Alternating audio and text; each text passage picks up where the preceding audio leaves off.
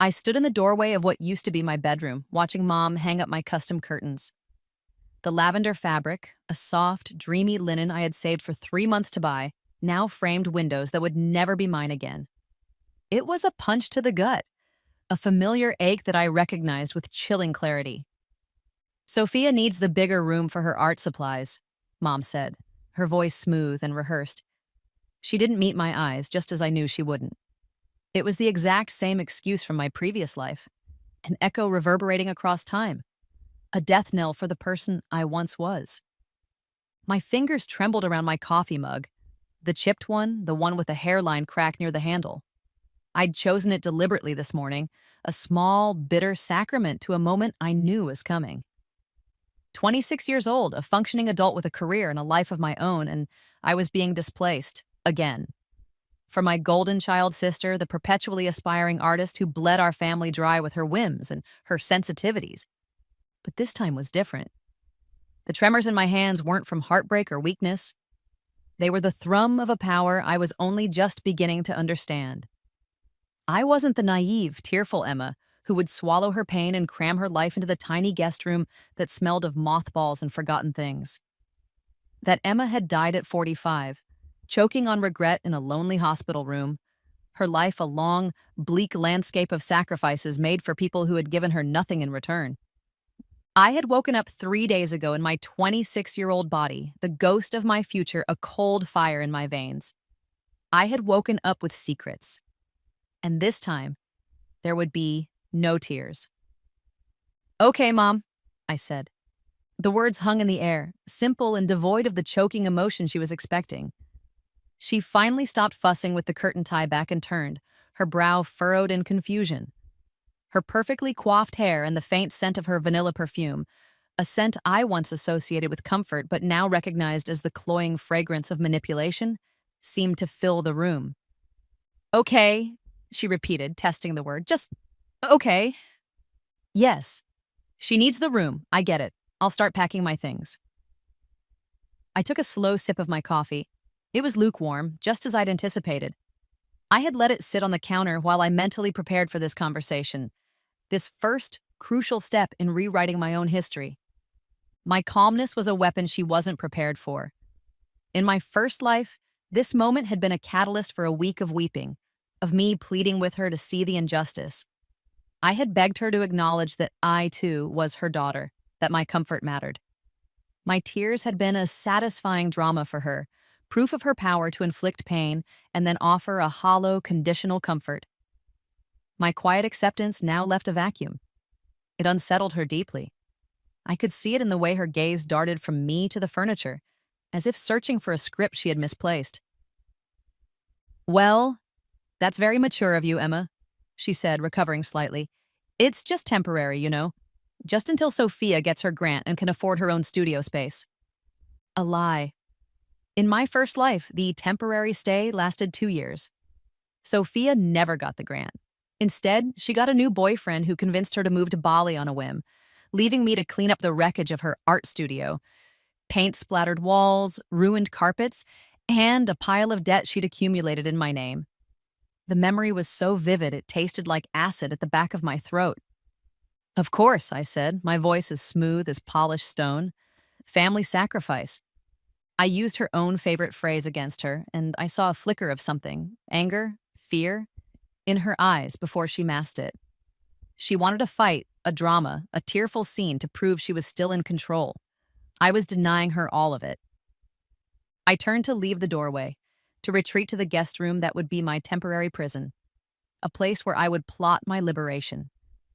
I was done with this house, done with this family, done with being the sacrificial lamb on the altar of my sister's mediocrity.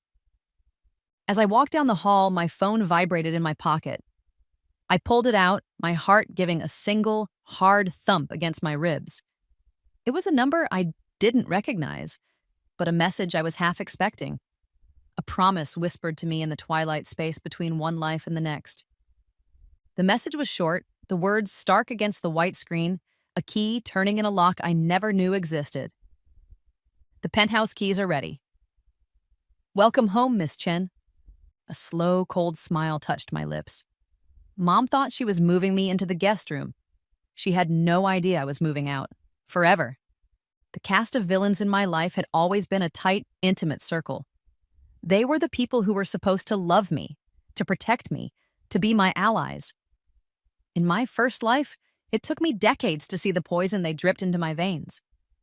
This time, I saw them with perfect, chilling clarity. First, there was my mother, Linda Chen. She was a master of emotional manipulation, a weaver of guilt so fine and intricate you didn't know you were trapped until you tried to move. She had built her entire identity around being the mother of a gifted artist, and Sophia's every whim was a sacred command. My practical achievements, my degree, my steady job at a publishing house, my financial independence, were treated as mundane, almost distasteful footnotes. They were the sturdy, boring foundation that existed only to support the beautiful, fragile sculpture of Sophia's dreams. Then there was Sophia herself. 24 years old with the wide, innocent eyes and delicate features of a fairy tale princess. She had perfected the art of weaponized helplessness. A trembling lower lip, a whispered confession of being too overwhelmed to handle basic adult responsibilities. These were her tools of trade. She genuinely believed she was special, that the world owed her a life of ease and beauty. She wasn't consciously evil, she was just casually, devastatingly cruel in her self-absorption, swatting away my needs like they were inconvenient gnats. Within a day of my capitulation, Sophia had transformed my old room. The calming lavender walls I'd painted myself were now plastered with her dramatic, abstract canvases.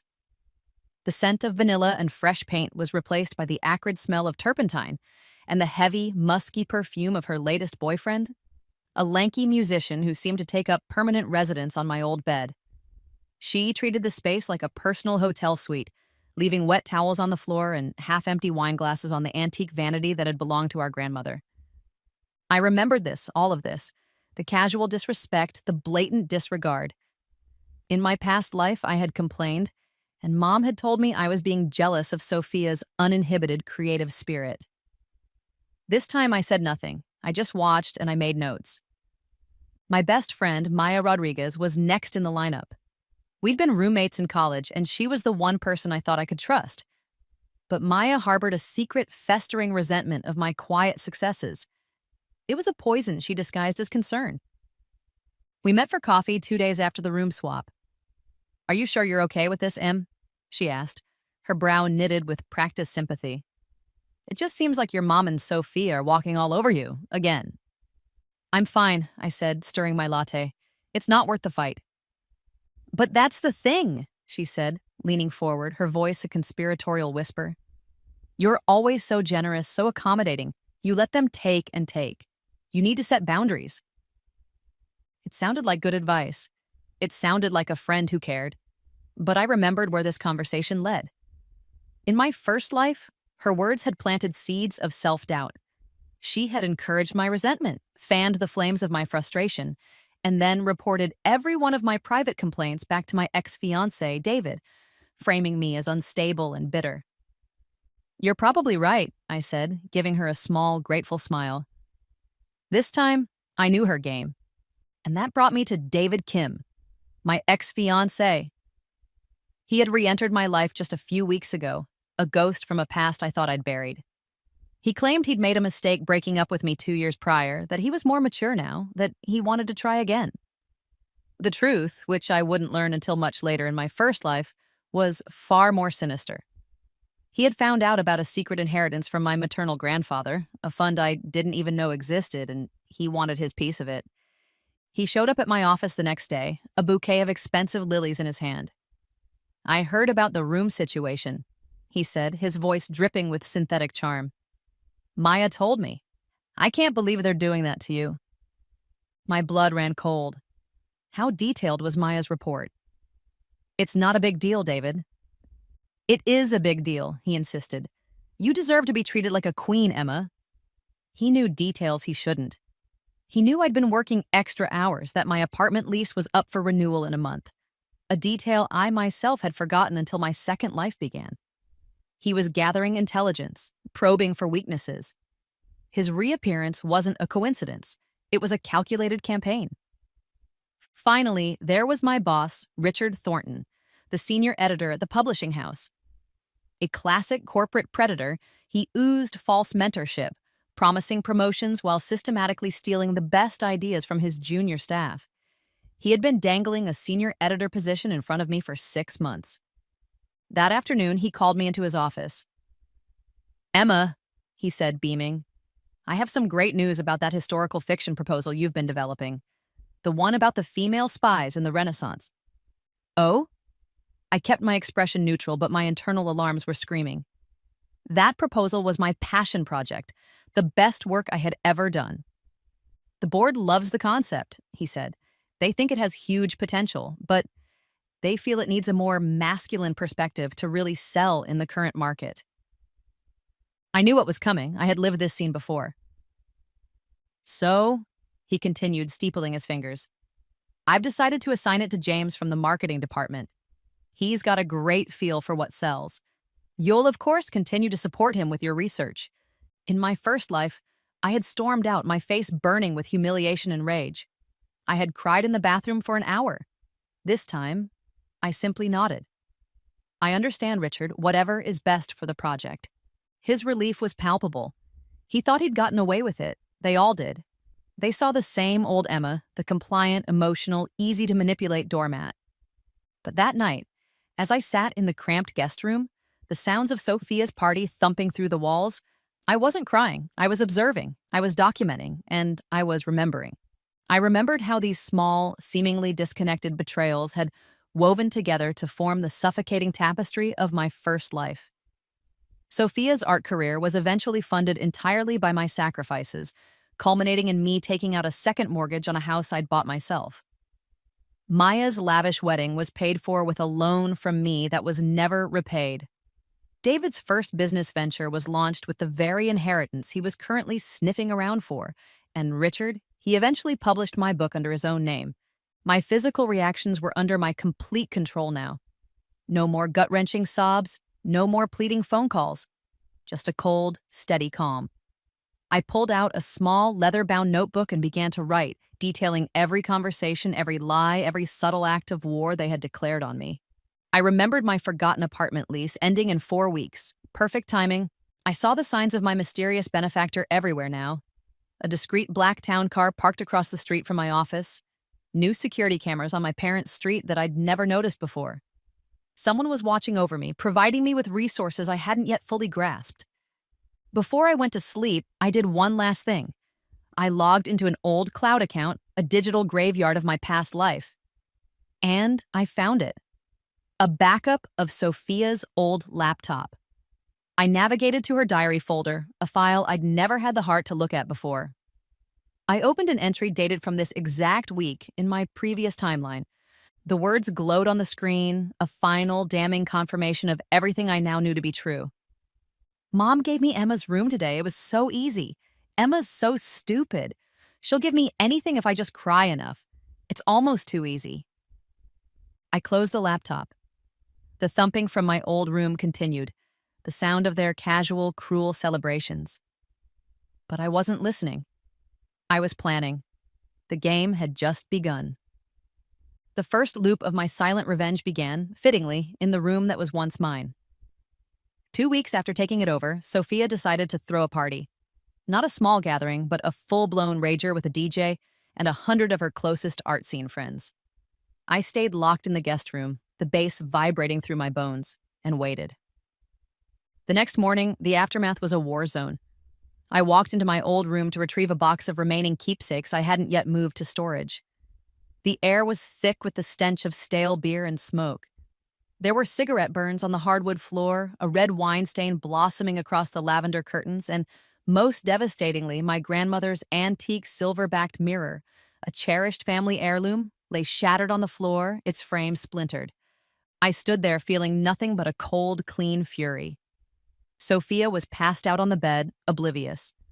I took out my phone and photographed everything: the mirror, the curtains, the burns, the empty bottles. Every piece of evidence.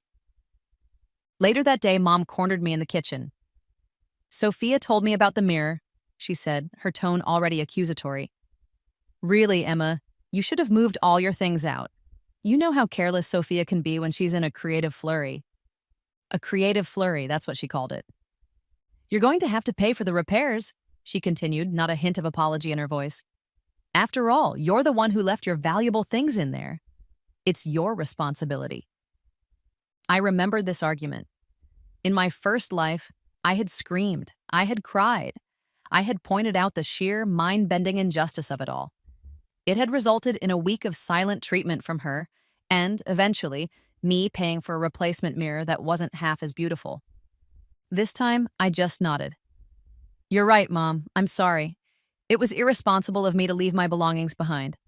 I'll take care of the cost. She was visibly taken aback by my easy agreement. She had been gearing up for a fight. I turned away before she could process it, but my passive appearance was just a mask. My secret countermove was already in motion. First, I called Mr. Albright, an old friend of my grandmother's and a respected antique dealer. I sent him the photos of the shattered mirror. He called me back within the hour, his voice grim. Emma, that mirror was a signed Tiffany piece from the early 1900s. It was worth, at minimum, $15,000. This is a significant loss. He told me exactly how to file the insurance claim and offered to provide a formal, written appraisal. Next, I found another discrepancy. A collection of first edition vintage books, also my grandmother's, was missing from the box. I knew Sophia saw them as nothing more than dusty old objects. A quick search online confirmed my suspicions. I found them listed on a popular auction site, sold by a new user with the handle ArtGoddess24. The sales had totaled over $5,000. I took screenshots of everything and sent the information to the private investigator my benefactor had recommended. He was a quiet, efficient man named Marcus, who had already been compiling a file on my family's activities. He confirmed he would track the buyer accounts and the flow of money. I called Maya, knowing exactly what her reaction would be. $15,000 for a mirror? She scoffed over the phone. Emma, are you sure? That sounds crazy. Besides, it's just stuff. You're being a little petty, don't you think? Holding onto material possessions so tightly isn't healthy. Maybe you should talk to someone, for your attachment issues. Thank you, Maya, I said, my voice saccharine sweet. I really appreciate your honest feedback. You're such a good friend. I disconnected the call, my fingers already tapping out a text to Marcus, the PI. Please add a file on Maya Rodriguez, document her relationship with David Kim, and log all our communications. My final passive move was to quietly pack the last of my things from the house and move them into a secure, climate-controlled storage unit. A unit where, unbeknownst to anyone, I had Marcus install 2 tiny motion-activated cameras. I had a feeling my family might suddenly feel entitled to more of my abandoned possessions in the future. The public fallout was swift and beautiful. It began a week later. An official insurance investigator, a stern-looking woman in a severe suit, arrived at my parents' house. She had a copy of Mr. Albright's appraisal and a list of questions about the damaged and stolen property. Mom called me in a panic. Emma, what is this? There's a woman here asking about stolen books. You need to call her and fix this mess right now. You're embarrassing the family. I'm sorry, Mom, I said calmly. I had to report the loss for insurance purposes. It's just standard procedure. I could hear the sheer terror in her voice. The cold, hard reality of monetary value and legal consequences was something she couldn't manipulate away with guilt. The next day, Sophia discovered her ArtGoddess24 account, along with the attached bank account, had been frozen pending a fraud investigation. The $5,000 she'd made was now locked away, and she was being investigated for selling stolen goods. Her wailing phone call to me was immensely satisfying, but the sweetest part was the letter that arrived for Maya.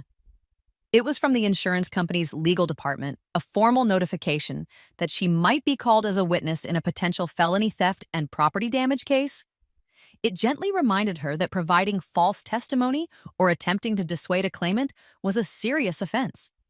It also mentioned that all communications between myself and her had been logged and documented. Her terrified, stammering voicemail was music to my ears.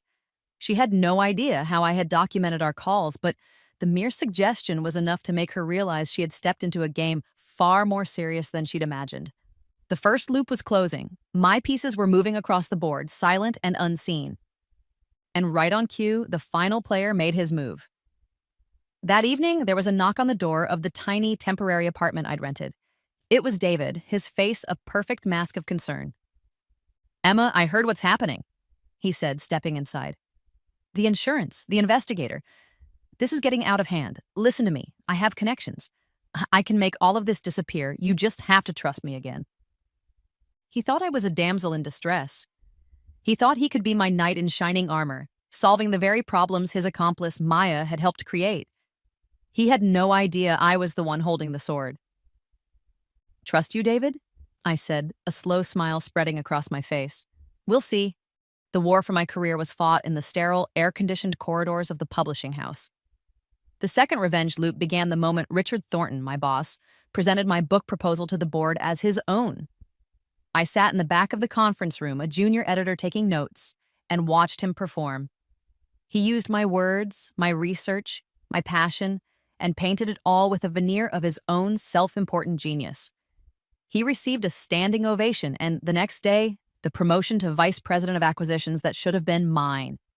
His first act as VP was to officially assign my project to James, the smirking sycophant from marketing. James, who wouldn't know a historical document if it was laminated and served to him on a silver platter. "Emma, I'll need you to train James on all your research methods," Richard told me, his eyes gleaming with triumph. "Get him up to speed. We're on a tight deadline." "Of course, Richard," I said with a placid smile. "I'm happy to support the team." I was the picture of a loyal, if disappointed, employee. My passivity was their green light. Sophia, emboldened by my lack of reaction to her party, took her drama to a new level. She crashed a presentation I was giving to the sales team, waltzing into the conference room midway through, tears in her eyes.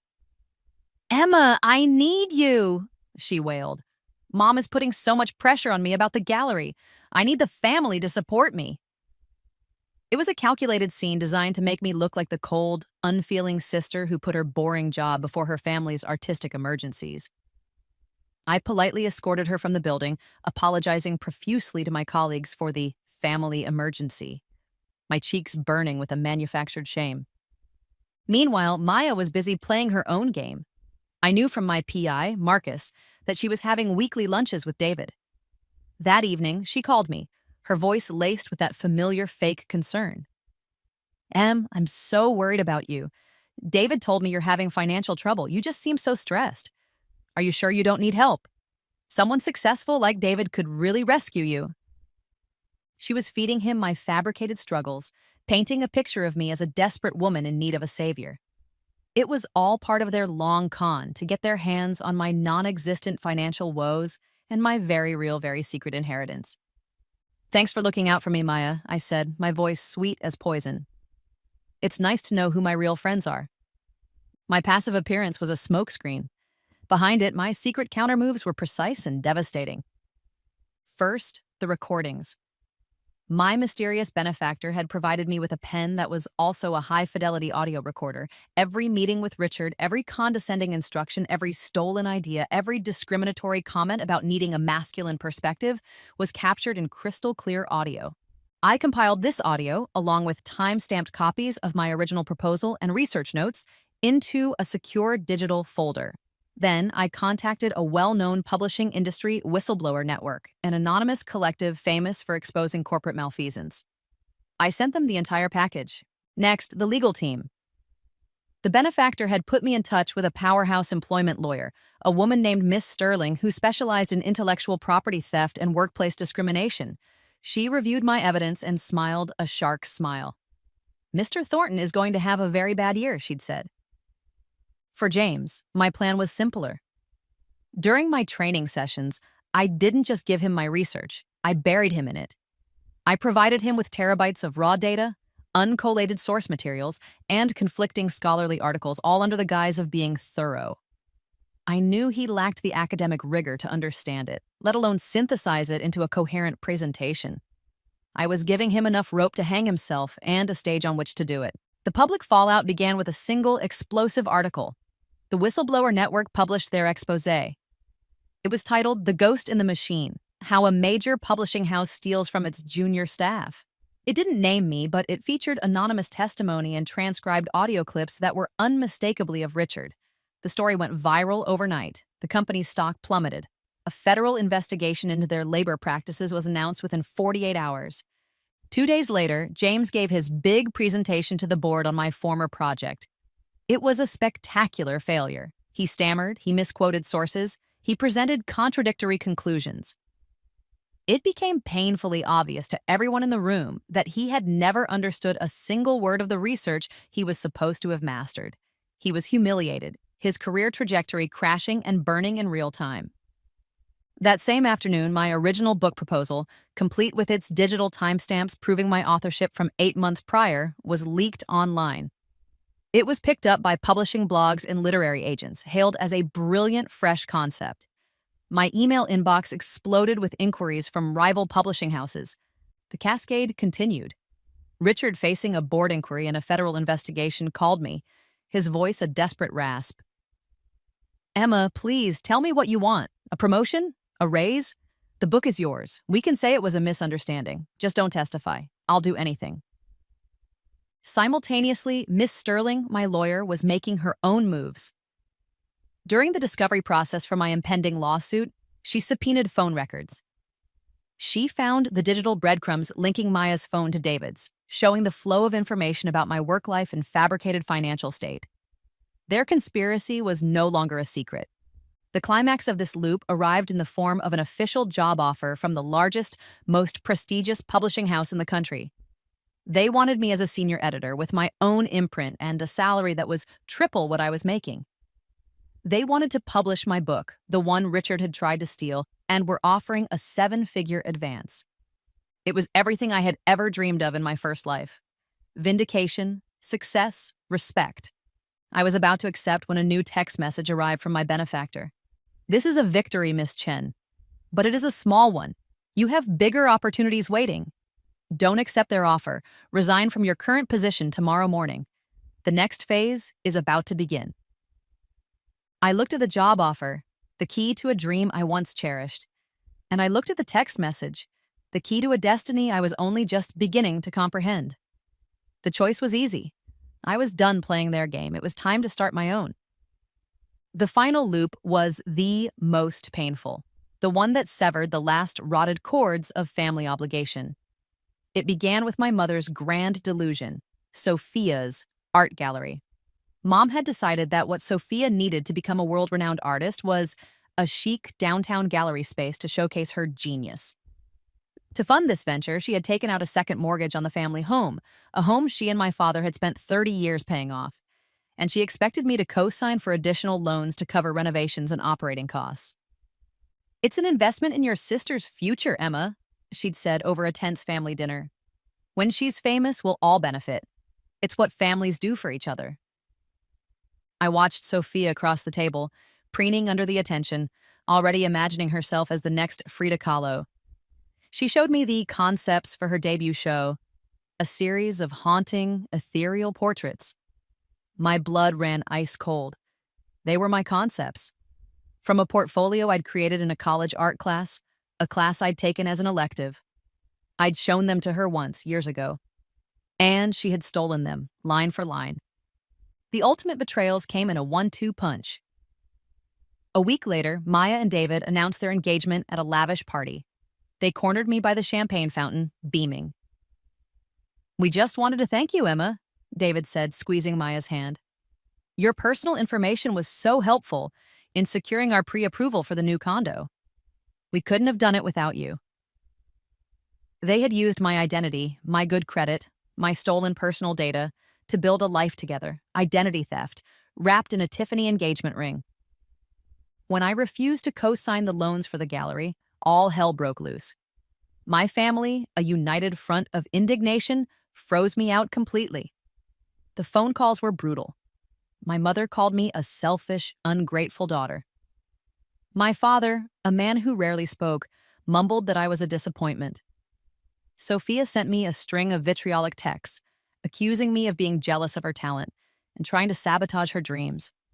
I was officially disowned for refusing to finance my own destruction. My passive appearance through all of this was a masterpiece of restraint.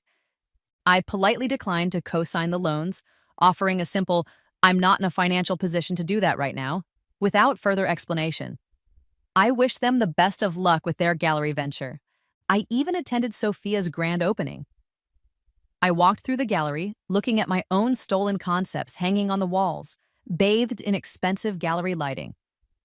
When Sophia asked me what I thought, I smiled brightly. "The work is breathtaking, Sophia. You should be very proud." I didn't mention copyright law. I didn't mention the portfolio sitting in a fireproof safe, with original sketches dated 6 years prior. I sent a beautiful, expensive crystal vase to Maya and David for their engagement, with a card that read, "Wishing you a lifetime of happiness built on a foundation as solid as your integrity. Congratulations." I offered to help with their wedding planning. I accepted the family's rejection with quiet grace. I didn't return their angry calls. I didn't defend myself against their accusations. I simply disappeared from their lives, a ghost they thought they had vanquished. But in the shadows, my secret countermoves were aligning for the final, devastating checkmate. First, the art world. I sent an anonymous tip, along with copies of my original dated sketches, to 3 of the most influential art critics in the city. I also sent the package to a renowned art authentication firm. I knew they would relish the scandal of exposing a fraud. Second, the gallery. With the irrefutable evidence of intellectual property theft in hand, my lawyer, Miss Sterling, filed a massive copyright infringement lawsuit against Sophia and the gallery. We didn't just ask for damages, we filed an injunction to have the show shut down immediately. Third, the happy couple. I walked into the Central Police Precinct and filed a detailed report for credit fraud and identity theft. I provided Miss Sterling's findings, the phone records, the credit applications filled out with my information, the sworn affidavit from the loan officer at the bank. It was an open and shut case. Fourth, the family home. I had Marcus, my PI, investigate the mortgage application my mother had filed. As I suspected, she had wildly inflated their income and assets, a desperate act of fraud to secure the loan. I forwarded his findings to the fraud department of the mortgage company. The public fallout was not a single event. It was a cascade, a controlled demolition of the world they had built on my back. It began at the gallery. 2 of the critics I'd tipped off attended the opening night. The next morning, their reviews were published. They didn't just critique the art, they destroyed it. They called it derivative, uninspired, and most damningly, they hinted at questions of authenticity and artistic integrity. The same day, the art authentication firm released a public statement confirming that the core concepts of the show were identical to earlier, dated works by another artist. Sophia's name was instantly toxic. The gallery was slapped with the injunction, its doors shuttered just 48 hours after opening. The real artists whose work Sophia had borrowed from began lining up with their own lawsuits. Next, the house. The mortgage company, armed with proof of fraud, immediately recalled the loan. With no way to pay it back, the house went into foreclosure proceedings. My parents, in their late 50s, were about to be homeless. Then came Maya and David.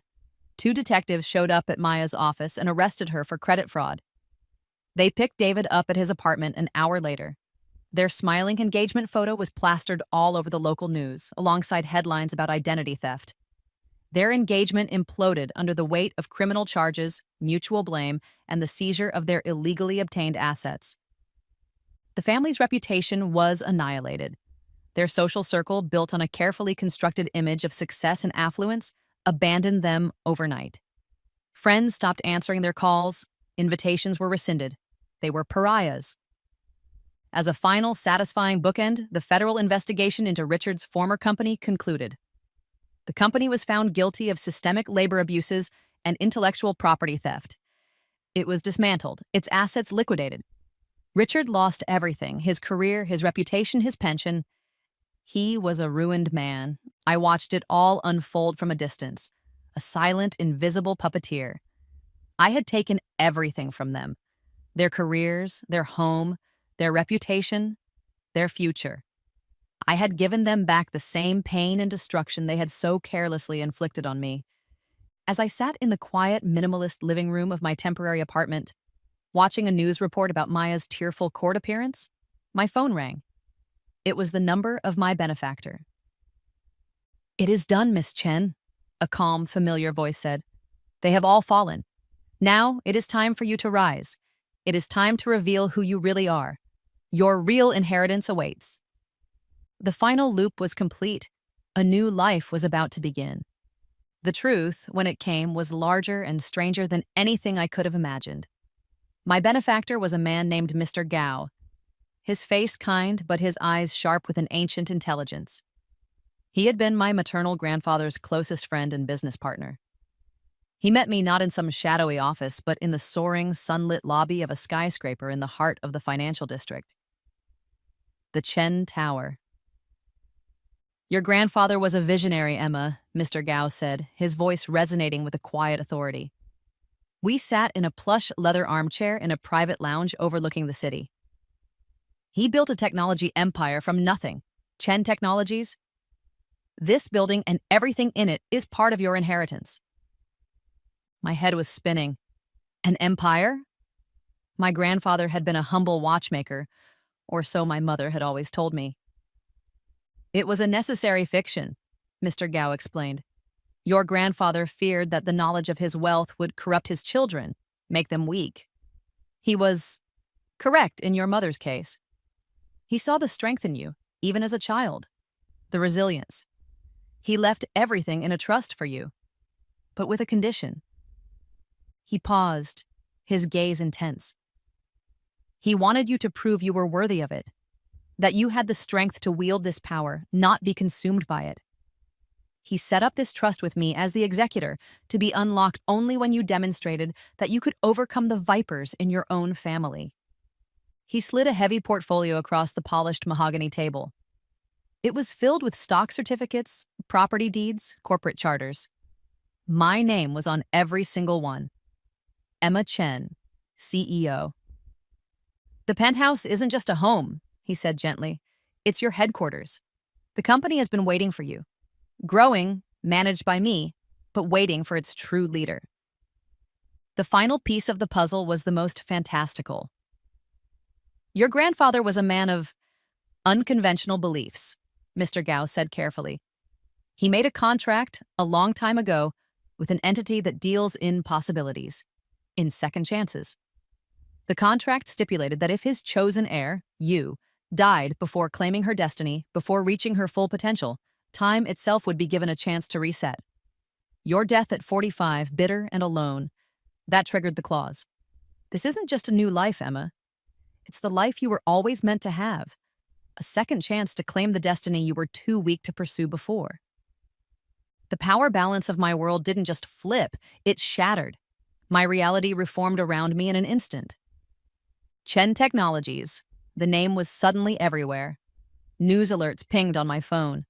The company I worked for, Richard's now collapsed House of Cards, was a minor subsidiary that Chen Technologies had acquired years ago as a small media asset. The real estate portfolio in the file was staggering. It included the downtown building where Sophia's failed gallery was located. It included the luxury condo tower where Maya and David had planned to live. And, in a final, exquisite twist of irony, I discovered that the mortgage on my parents' foreclosed home had been held through 3 shell companies by my own trust. I could have saved them at any time. I had owned their debt all along. The legal troubles that had befallen my tormentors, the investigators, the lawyers, the viral exposés, it was all orchestrated and funded by my own immense resources, expertly wielded by Mr. Gao on my behalf. I hadn't just reacted to their betrayals, I had commanded an army against them. The refusal scene was not one I had planned, but it was inevitable. They came to me at the Penthouse one by one, then in a desperate, pathetic group. Mom was first. She arrived looking haggard, her expensive clothes wrinkled, her face blotchy from crying. She fell to her knees on the marble floor of my foyer, the city lights twinkling like 1,000 mocking eyes through the floor-to-ceiling windows behind me. "Emma, please," she sobbed. "I was wrong. I was so wrong. I see it now. You are the strong one. You are the successful one. I'll disown Sophia. I'll make you my favorite. We can be a family again."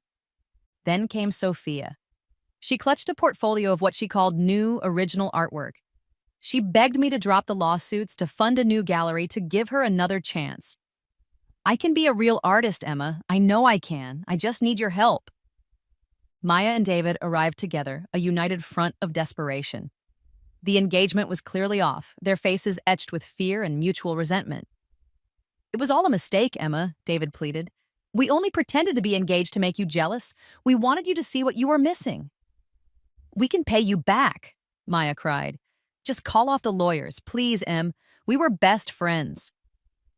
Finally, Richard Thornton, a broken man, was granted entry by my security. He offered to give me back every stolen idea, to publicly apologize, to nominate me for every industry award. He promised to dedicate his ruined life to rebuilding my reputation.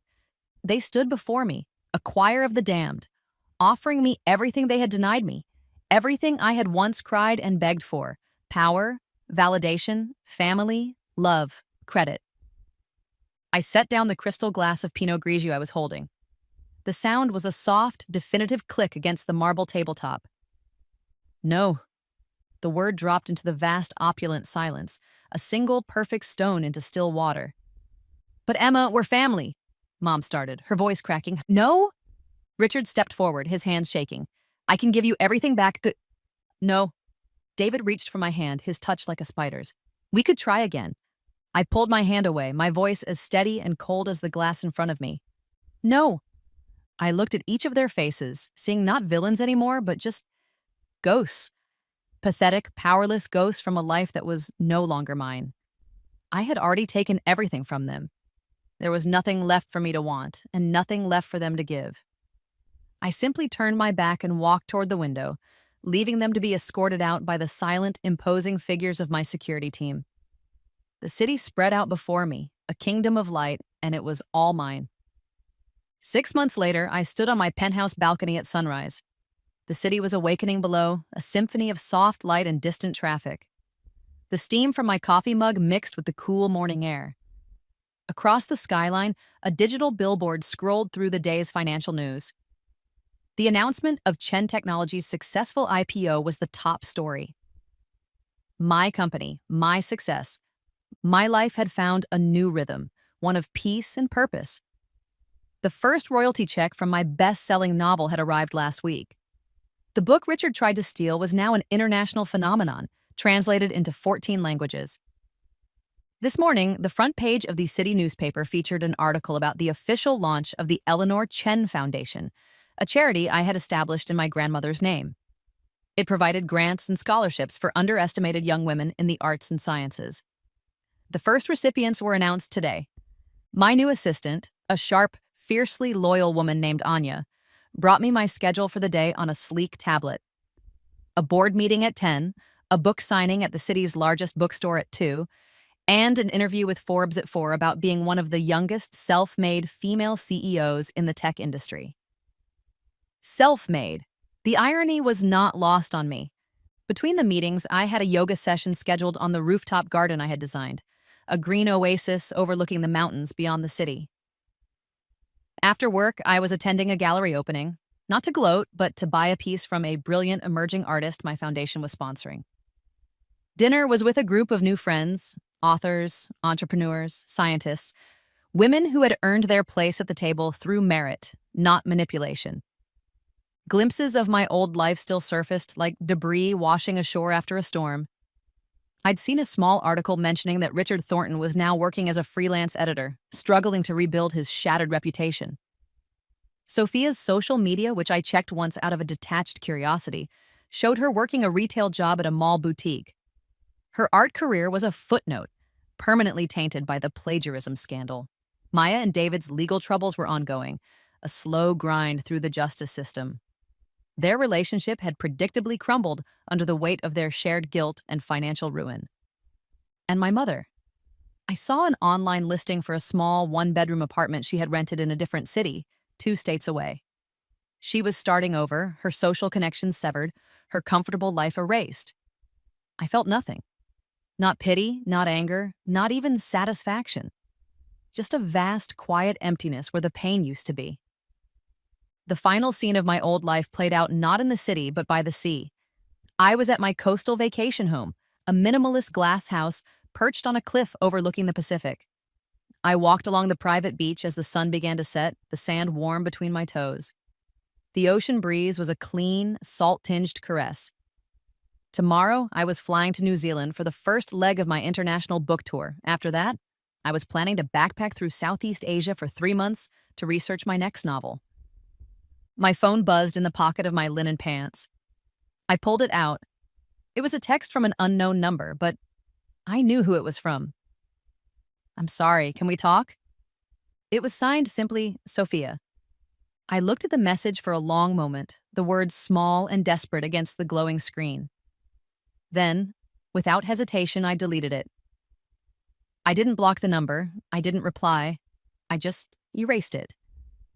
The sunset was breathtaking, a riot of gold and crimson painting the horizon.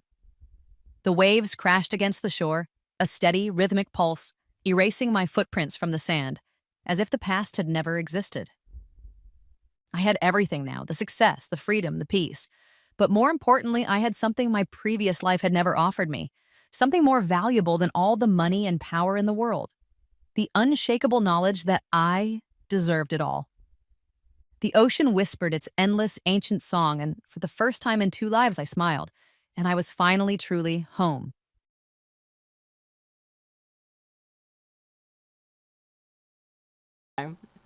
Yeah, chat's making me hungry, I know. Pan fried, some crumbed feta, dried cranberries. Oh, I'm shouting. Shout about it. Riced veggies in a pan with olive oil, chipotle seasoning. Fuck. Yum. Lemon zest goes hard on creamy pasta. Yes, Matu. I got excited. It's fair. What are these complex food combinations? Eggs with diced salted tomatoes. Ooh. Asmodeus.